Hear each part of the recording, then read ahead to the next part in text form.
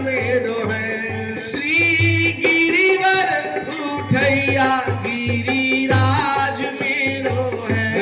श्री गिरिवर उठैया गिरिराज मेरो है। गोविंद मेरो है, गोपाल मेरो है। गोविंद मेरो है, गोपाल मेरो है।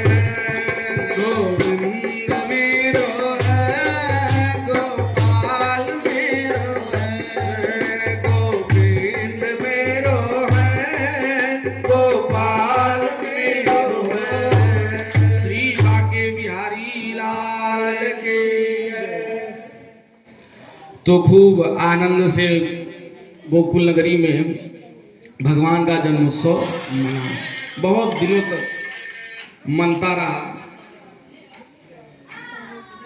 बहुत दिनों तक भगवान का जन्मोत्सव मनता रहा गोकुल नगरी में।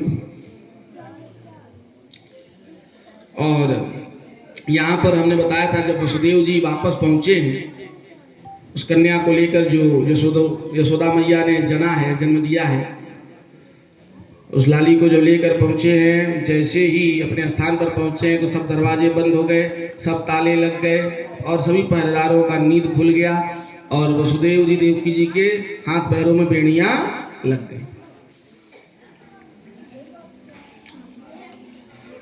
सब के सब पहरेदार जग गए हैं।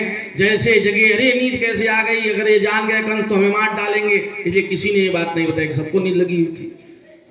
तो चोर चोर मौसे भाई किसी ने कहा भैया ये बात कंस तक नहीं पहुंचना चाहिए, चलो ठीक है, आपस में समझौता हो गया।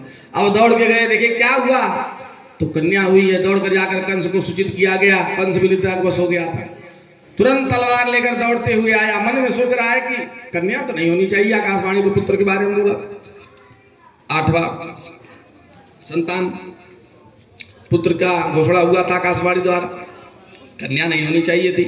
लेकिन चलो है तो काल ही है, तो 8वां ही संतान, मारो इसको। पहले बड़े वेग से दौड़ते हुए आया, ज्यादा वेग की वजह से अपने धोती में लपटा कर बेचारा गिर पड़ा, फिर उठा, फिर बड़े वेग से भागता हुआ कारागार में आया। यशोदा जी के बार बार, देवकी जी के बार बार कहने पर भी कि तुमने मेरे 6 पुत्रों को, अग्नि के समान तेजस्वी पुत्रों का तुमने वध कर दिया, बिना दया किए उनको मार डाला। अब इस कन्या को तो छोड़ दो, ये तो कन्या है, देखो ये तुम्हारी भी तो कन्या ही है, तुम्हारी भी ये पुत्री ही है, इसे तो छोड़ दो। जब इस प्रकार